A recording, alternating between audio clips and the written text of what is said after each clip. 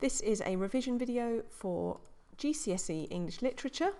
We're looking at Animal Farm by George Orwell, and we are focusing on Chapter 1. We'll do an overview of the chapter, including events, characters and quotations. And straight away we'll get started with the setting. It's set in Manor Farm, and Manor Farm is owned by Mr. Jones. He's the first character that we're introduced to, and Mr. Jones is actually quite a neglectful farmer. He was too drunk to remember to shut the pop holes. Pop holes are the doors on chicken coops, so he just doesn't care for his farm. And he represents Tsar Nicholas II of Russia.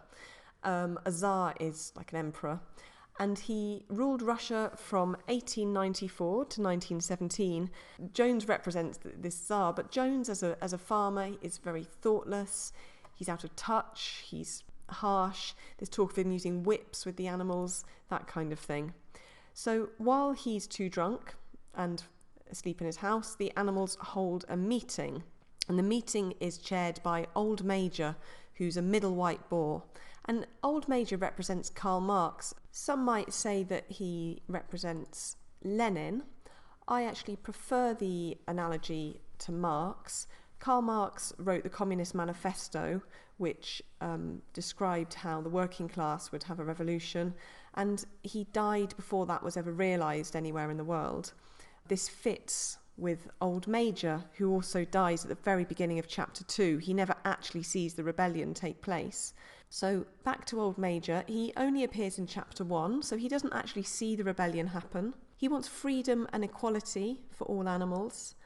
And remember, just to reiterate this, Old Major's vision of animalism never actually happened. He doesn't see this take place.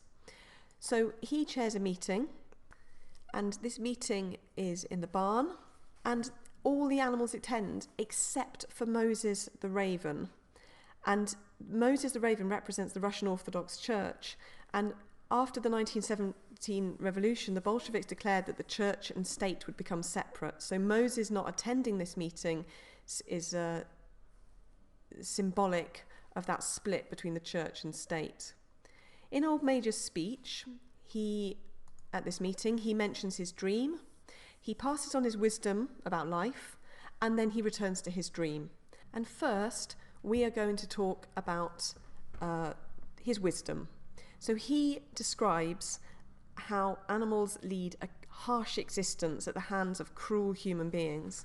He explains the ways that man exploit animals and the ways that this needs to change. So let's look at one of the first statements. I'll put a few up here. He says, "Our lives are miserable, laborious and short."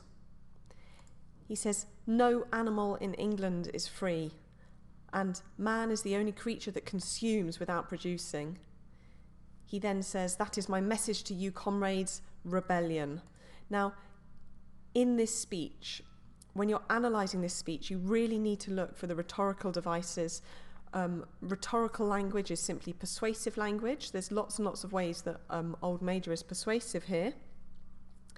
And it's important that you return to that speech and look at the ways in which he addresses this. We've got things like the triplet in there, there's quite a lot of anaphora, and all of this builds to a very, very persuasive political speech. He uses lots of rhetoric.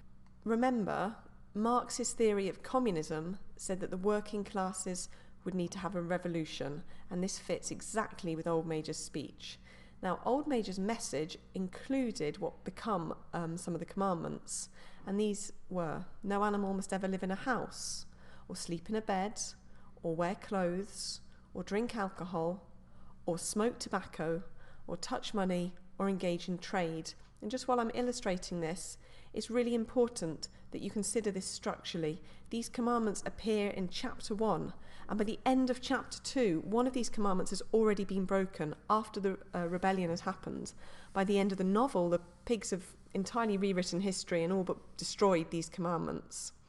Just a note here, before setting out the commandments, Old Major and the animals actually have a discussion on whether or not rats are comrades. In fact, that's the question that's posed. Are rats comrades? And it's decided that whatever goes upon two legs is an enemy, and whatever goes upon 4 legs or has wings is a friend. Now, this statement forms a key part of the underlying principles of animalism. Okay, I said we would return to discussing the dream, which is what Major does at the end of his speech. And his dream, and we'll just draw this up here, his dream is a dream of the earth as it will be when man has vanished. He then goes on to a song that he's dreamt of, and he can remember all the lyrics to the song, and the song actually poses the same ideas. The song's called Beasts of England. All the lyrics are in the end of chapter 1, and it's about a golden future time, and that's actually a lyric from the song. At the very, very end of the chapter, Jones fires his gun into one of the walls of the barn, and thus reaffirms to us that he's an aggressive leader and rules with fear, and the meeting breaks up and ends like that. Thanks for listening. I hope this is helpful, and I'll be putting up chapter 2 in the near future.